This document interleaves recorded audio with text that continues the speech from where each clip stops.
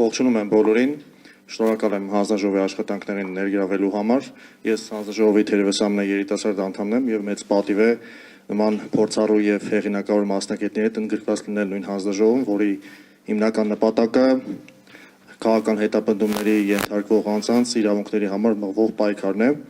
Այսօր թերևս արդիական է այդ հարցը, քանի որ Հայաստանում բռնաճնշումները հասել են աննախադեպ մակարդակի եւ նման հանձնաժողովի գոյությունը ինքնին կարող է նպաստել այդ բռնաճնշումների թուլացմանը։ Ինքս փաստաբանական գործունեություն ծավալելիս բազմաթիվ դեպքերի եմ առնչվել,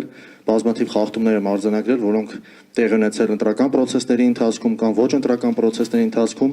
քաղաքական խմբերի, քաղաքական անհատների հետ առնչվող։ Ինքս 3 համայնքային ընտրության եւ 1 ԱԺ ընտրության ներգրաված եմ եղել իրավական մասով եւ արձանագրել եմ, որ սկսած Երևանի հավաքական ընտրություններից այդ խախտումները գնալով ավելի են ուժ գնացել եւ այդ բռնաճնշումները հասել են աննախադեպ մակարդակի։ Դեռս Երևանի հավաքական ընտրության ժամանակ զգացում էր այդ վարչական ռեսուրսի չարաշահման խախտումների դրվագները եւ ընդդուք քարոզարշավի վերջի օրը իշխող ուժի առաջնորդը սպառնալիքներ էր հնչեցրել ընդդիմադիր տեխնոստերի հասցեին, բայց իրավապահ մարմինները որևէ արձագանք չէին տվել դրան հաջորդեցին արդեն Գյումրու հավաքական ընտրությունները, որի վերջի օրերին արդեն ընդդիմադիր քաղաքական ուժերի գրասենյակներում խոզարկություններ էին իրականացվել, ձերբակալություններ էին տեղի ունեցել եւ այդ ամեն ինչի հիմքում դրվել էր օպերատիվ տեղեկատվություն ասվածը։ Իշխանությունները շատ են սիրում ամեն ապօրինության տակ այդ օպերատիվ տեղեկատվությունը ներկայացնել, որը իրականում գոյություն չունի, ուղղակի նախատեսված է տարբեր ապօրինի գործողություններ իրականացնելու համար, գաղտնալսումներ, ձայնագրություններ, խոզարկություններ, ձերբակալություններ, կալանքներ, առնվազն գոնե վարույթի նախաձեռնումներ։ Դրան հաջորդեցին արդեն վարշապատի ընտրություններում տեղի ունեցած խախտումները, որի ընթացքում բազմաթիվ նախկին գյուղապետեր էին մասնակցում, որոնց նկատմամբ անմիջապես ընտրություններից հետո սկսվեցին բռնաճնշումներ, քաղաքական հետապնդումներ հարուցվեցին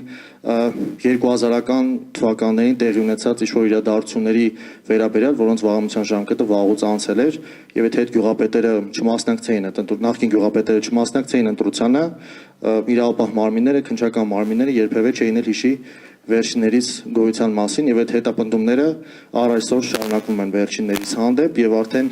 ԱԺ-ընտրությունների ընթացքում այս բռնաճնշումները հասան աննախադեպ մակարդակի, ապօրինությունները, այդ գաղտնալսումները նորից հարյուրավոր մարդկանց նկատմամբ առանց հիմնավորումների, թե ինչու է գաղտնալսում, ինչպես է հայտնաբերվել տեղեկատվություն, որ այդ մարդիկ ինչ-որ հանցանք պետք է կատարեն, նույն խոզարկությունները, նույն կալանքները, նույն ձերբակալությունները, ինքս ուսումնասիրել եմ, թե ինչպես են ընդհանրապես անցկացվել այդ խոզարկությունները եւ հիմնական ոճը այդ կոշտ մեթոդների դիմելն է, երբ որ անձի բնակարան են ներխուժում առանց որևէ որոշում ներկայացնելու,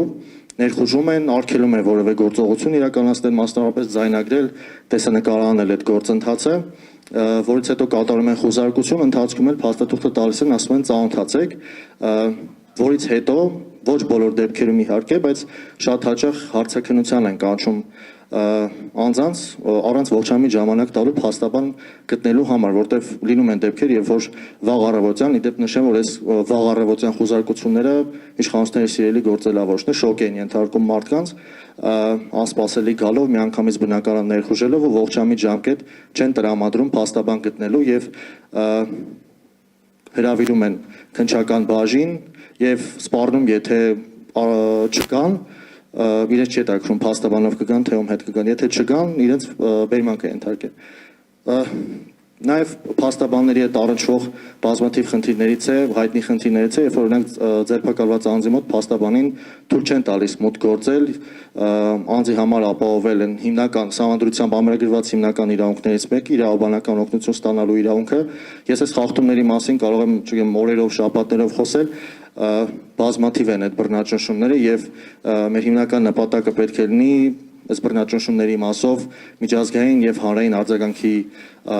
հասնելը, հակառակ դեպքում մենք մոտենում ենք անդառնալության կետի։ Շնորհակալություն։